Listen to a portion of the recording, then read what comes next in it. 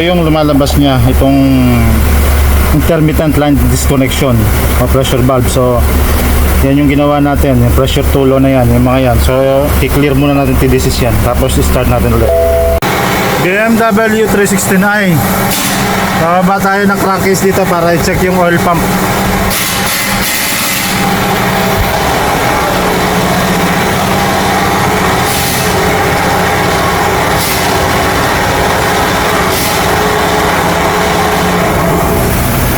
Ayan yun, tatanggalin natin yung crankcase na yan. Check na rin natin yung oil pump nyan kasi nag-warning yan sa oil pressure nya. So i-check natin. So tatanggalin natin itong frame, lahat yan, para magkaroon tayo ng access sa kanyang crankcase.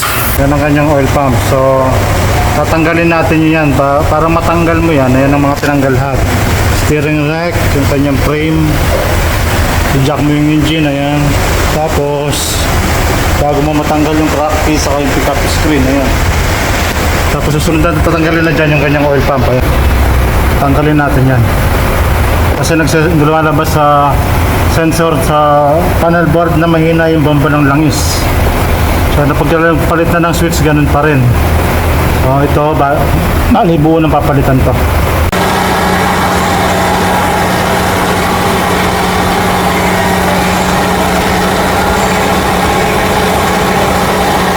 So ayan yung oil pump ng itong BMW 316i. So ayan, natanggal na natin. Saka yung pressure solenoid sensor, ayan, tanggal na natin. Ayun.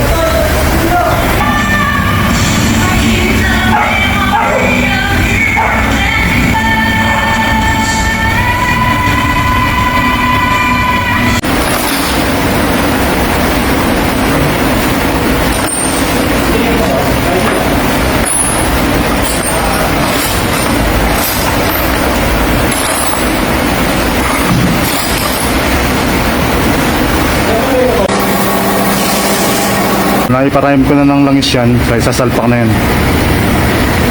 Ayan, pati yung sensor nya nakalagay na yan. Ayan yung bagong sensor. So ibabalik na natin lahat yan, mga pinagtatanggal natin.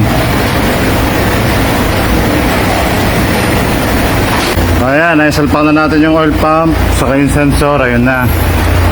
So ilalagay na natin itong cover nya.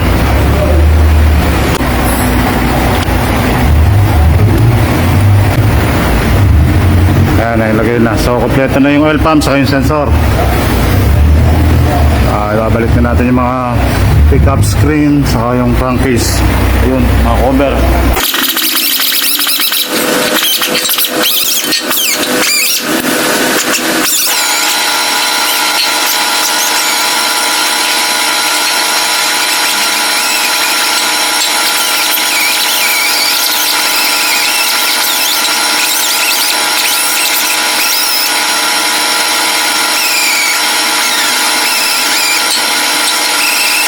Kulay itim na yun, ilagay na natin yung pickup screen. Ayun. So isisilikon natin tong crankcase dyan para maipasok natin. Nailagay na natin yung crankcase. So nailagay na natin yung crankcase, yan, babalik na yung frame sa katong steering rack. Ayan, naibalik na natin yung crankcase, naibalik na natin yung frame, pati yung steering rack. So ikukumpletuhin na natin lahat yan, pati yung wiring.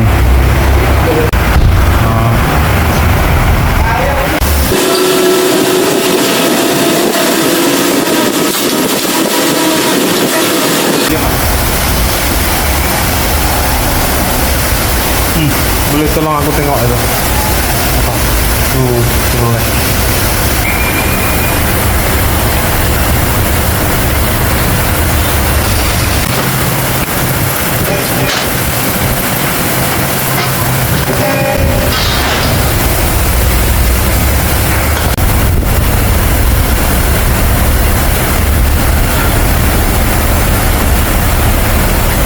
Kapag nagbukas tayo ng mga electrical, makompleto na natin yun, na pressure pump natin, may langis na. Bago natin i-start, nagbukas tayo ng mga electrical, kailangan nating reset sa computer.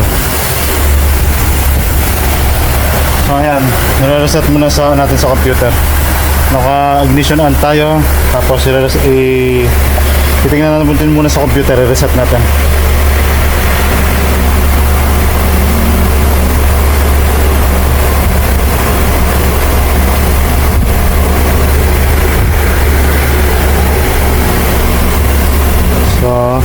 Ito yung lumalabas niya, itong intermittent line disconnection o pressure valve. So yan yung ginawa natin, yung pressure tulo na yan, yung mga yan. So i-clear muna natin TDCs yan, tapos start natin ulit.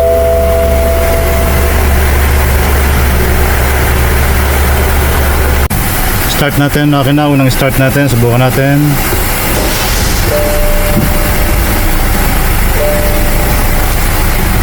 So ayan, wala siyang check engine o anong warning man dyan. So susubukan natin yan, titingnan natin, mamonitor natin kung hindi nababalik yung sa warning niya sa too low pressure oil pressure. So mamonitor muna natin yan.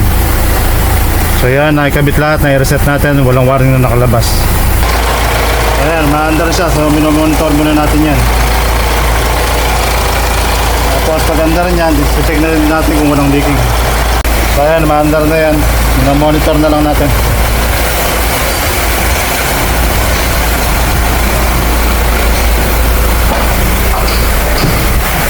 So for monitoring na lang tayo kung hindi nababalik yung warning niya sa oil level, too low pressure oil.